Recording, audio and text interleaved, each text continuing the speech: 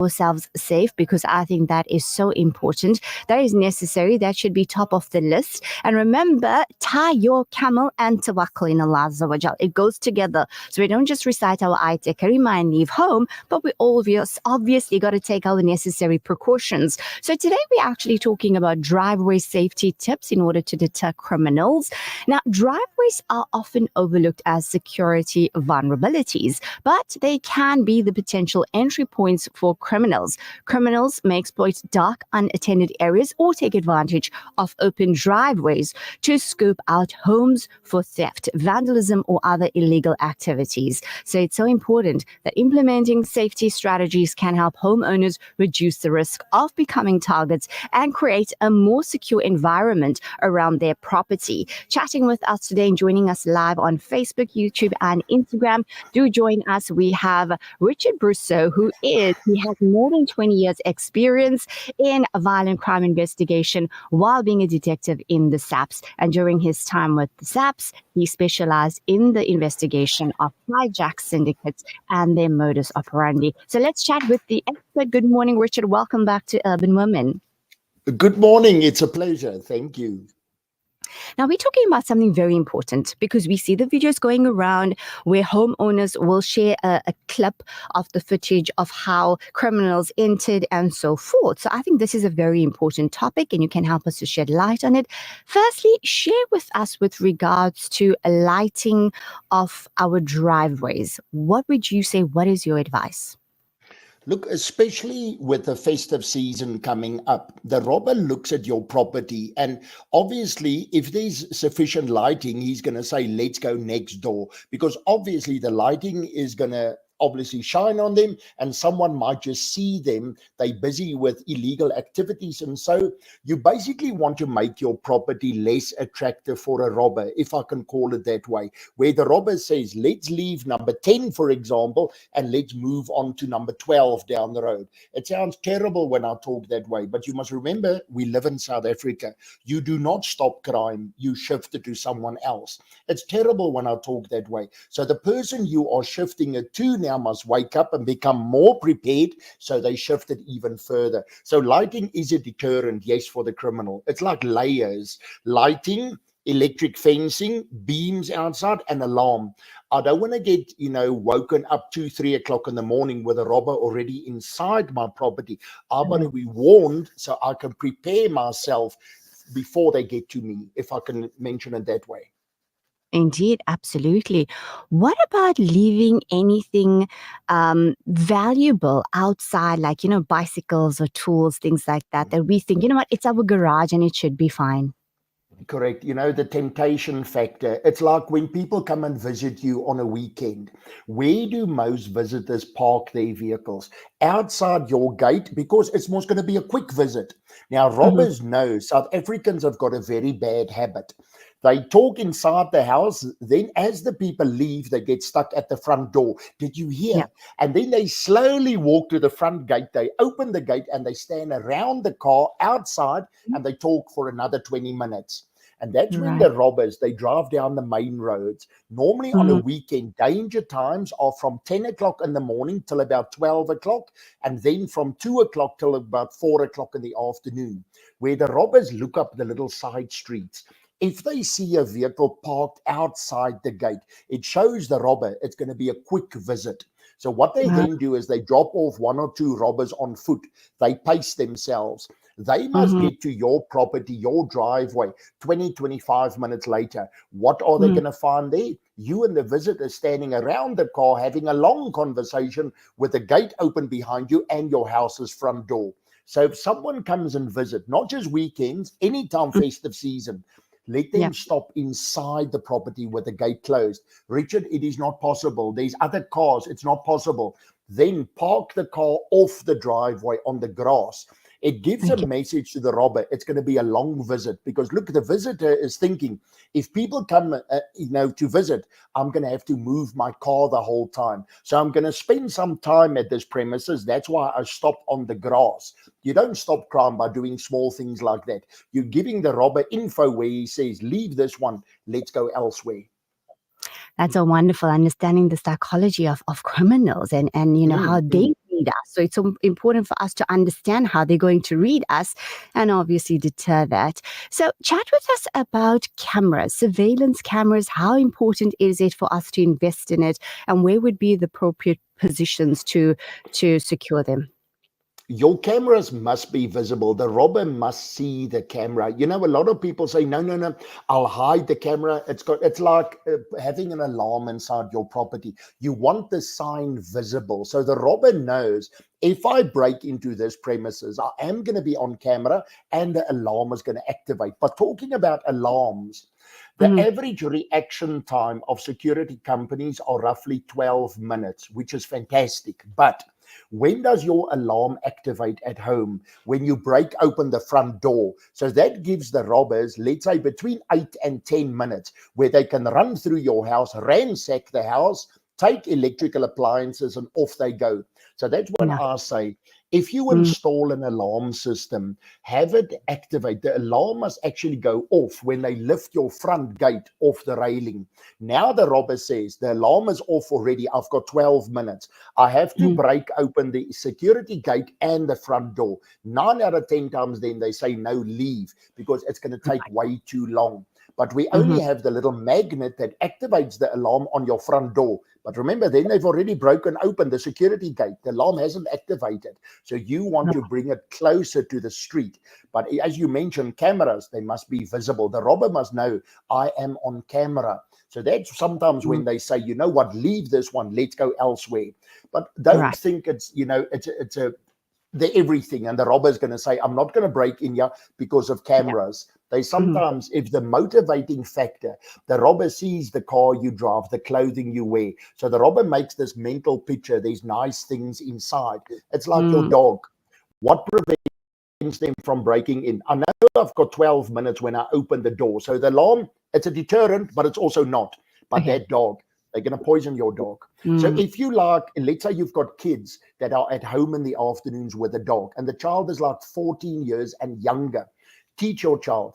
If you come across the dog and it's really foaming around the mouth, but I'm really talking foaming now, and the dog is twitching the whole time, don't just grab the dog and have a look what is stuck in the throat. That foam around the mouth, if it touches the skin, it can be absorbed through your skin.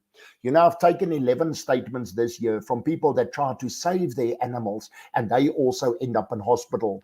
The most common poison they used is called two-step. It's a poison called temic. It's an agricultural poison made for potato, tobacco, grape farmers to kill microscopic insects on plants.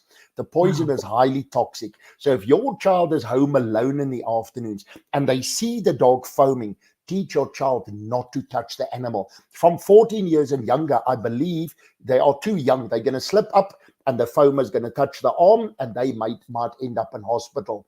Grab the dog if you are there. Cover arms, plastic bags, open the mouth, little glass or cup, little bit lukewarm water with a heaped tablespoonful of washing powder. Shove it down the dog's throat. You want the dog to throw up. When the dog is now busy throwing up, grab a piece of charcoal, you know, that you braai with. Normal piece of charcoal, make it fine. The alkaline inside the charcoal might just stable the system inside the animal. But your child must not touch the animal. This goes together. They poison the dog, then they burgle the house. Because of the convulsions and stuff, the dog will not attack now. Wow. Thank you so much. Such an important and valuable tip you've shared with us, covering so many different aspects with regards to the children, how we should handle it, the dog, and so forth. Richard, chat with us about something that if we alert and we're vigilant and we're noticing that there are some suspicious vehicles that are loitering around or making its appearance and going away. What is your advice in that kind of scenario? What a lot of people don't understand is a lot of times the robbers like to follow you at a distance of between 80 and 100 meters. You sit back and say, no, Richard, but that's far. The reason why they like to follow at that distance is the robber knows when you look in your center mirror, you won't be able to see who's behind you, how many people behind you, but your brain tells you, but it's far. I'll be in through my gate or whatever long before that car gets here. And that's where people make the mistake. So if you approach any gate that you must enter and you feel uncomfortable, stop parallel to your gate.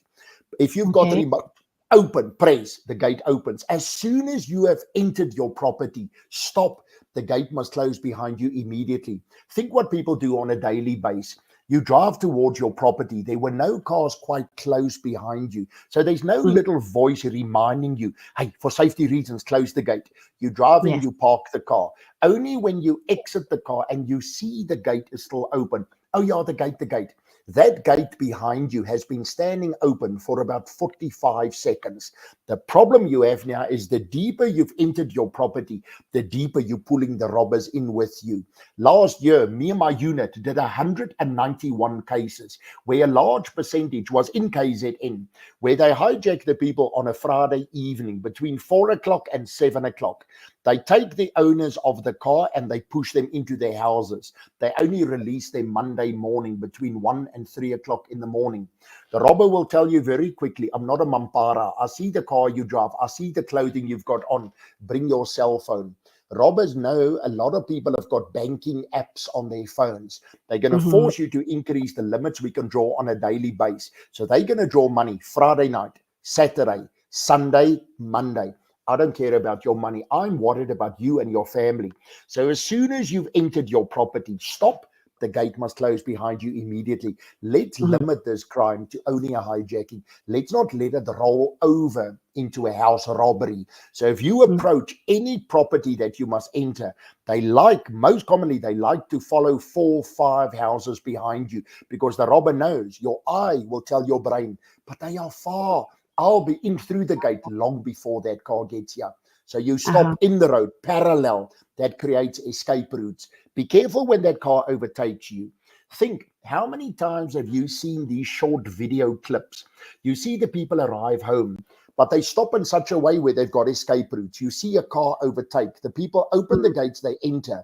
Suddenly that same car appears. The robbers run in on foot and they force the owner to reopen the gate. Go earlier in the video. You'll see that same car overtook the victim. The robbers take attention away from themselves. They make a U-turn somewhere and they come back.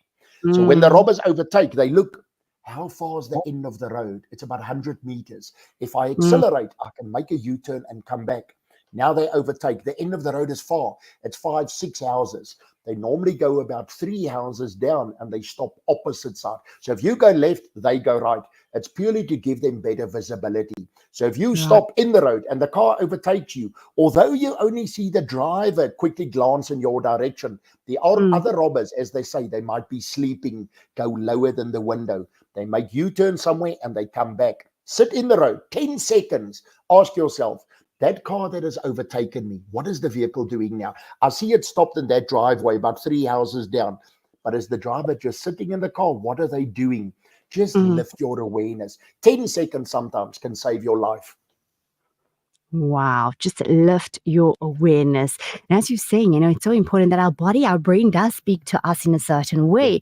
So because of the vision and the way we'll interpret it. But if that kind of niggly feeling comes and your intuition is telling you, listen to it, as you are saying, listen to it. It's so important. Take those precautions, just even 10 seconds. It can save you and your family and who knows what else. Richard, it's been so wonderful as always talking with you. It's sad that this is the state in South Africa, but at the end of the day, we've got to do what we need to do in order to be safe. And as you said, shift it. Your take-home message for our urban women listeners this morning. You know what? Just be careful out there. Don't think the criminals are going on holiday December. Silly season starts. Yes, violent crime goes down a little bit, but petty crime increases. Just be vigilant out there. As you say, your body talks to you. If you get that funny feeling, something is wrong, there's a reason why you're getting that. Stick with the feeling. Just be safe out there, guys, please. Thank you so much, Richard. You be safe as well. And thank you so much for all the valuable information that you share. And as we say, through the good work that you do, may the good Lord also send his protection over you. Until we connect again, bye for now. Thank you, man. Bye-bye. And that was Richard Brousseau. He is the expert in crime and chatting with us, giving us some very valuable information. Remember to be vigilant. Listen to what he's saying. Let's be aware. If we know that this is the country we're living in, this is the times. Now, criminals, let's face it, they're getting very smart. So what do we have to do? Also get smarter, inshallah. Remember, tawakkul, tie your camel and tawakkul. So take all the precautions that you can. As Richard says, shift it. It's not going to go anywhere, but shift it from you and then recite your Ayatul Kursi, recite it and have that tawakkul in Allah Azza wa Jal. And we have such beautiful azkar that we can recite morning and evening. If you do it with absolute faith, maybe all be safe, inshallah. Time for a break. It's your Urban Woman Show with me,